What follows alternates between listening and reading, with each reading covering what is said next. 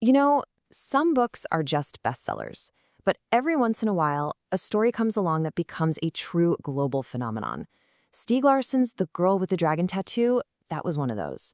It was this dark, gripping story that just completely captured the world's imagination. So, what was it? What made this book so different? Well, to figure that out, let me ask you something. What makes a thriller more than just a simple whodunit? I think it's when a story stops being just about finding the bad guy and starts asking really uncomfortable questions about the world we actually live in.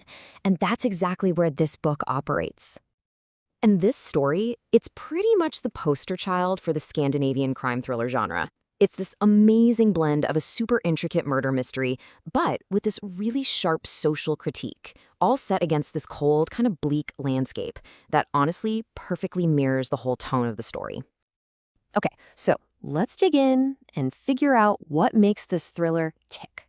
We're going to peel back the layers of this story, starting right at the beginning with the setup that pulls you in.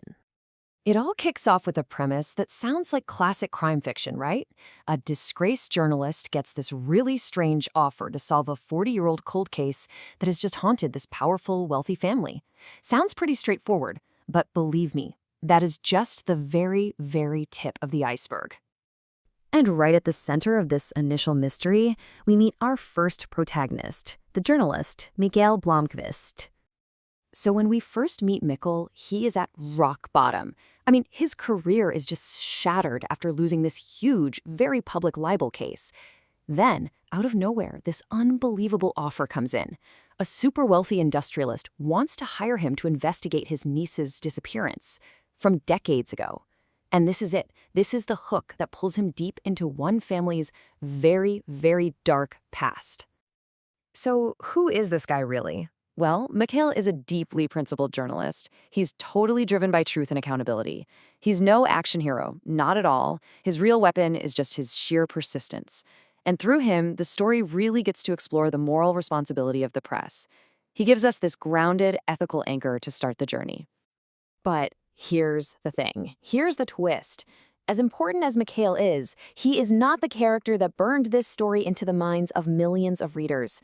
The story's true, explosive catalyst is someone else, someone completely different. Enter Lisbeth Salander.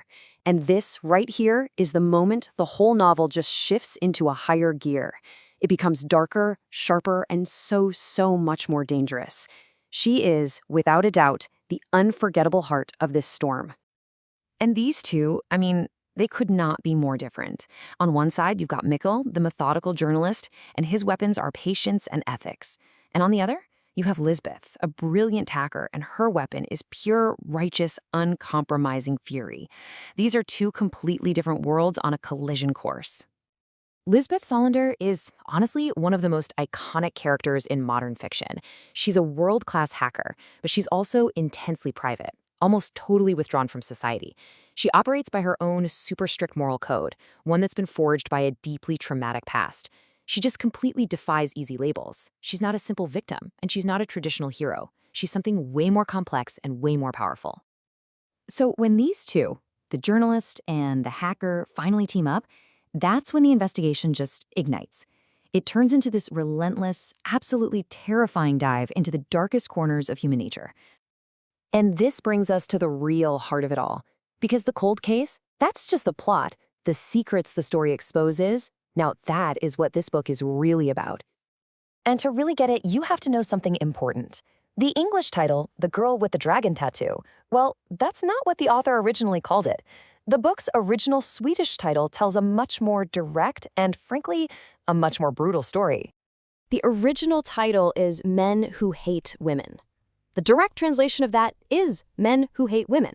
There's no poetry there, it's not a metaphor, it's a direct accusation, and it completely reframes the entire novel.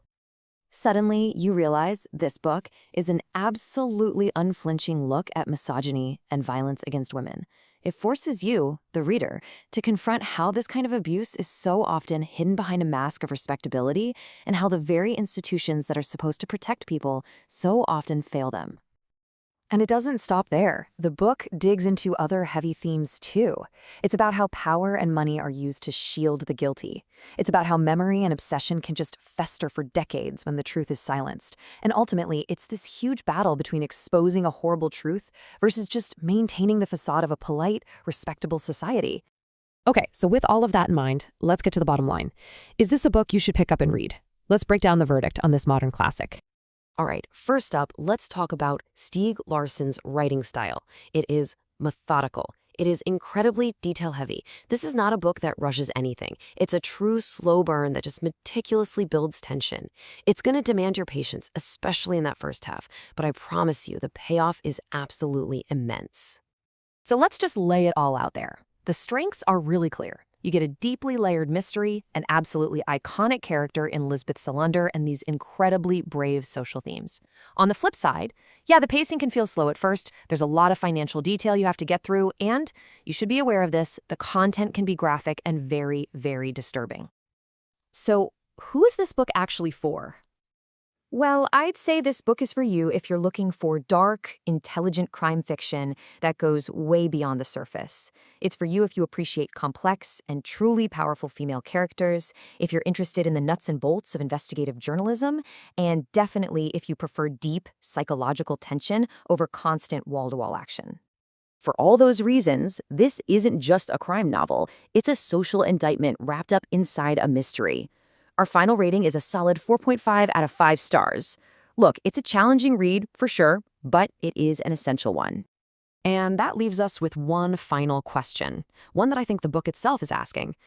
When a story, whether it's fiction or journalism, exposes a hidden systemic evil, who has the responsibility to act on that truth? The journalist, the victim, or maybe all of us?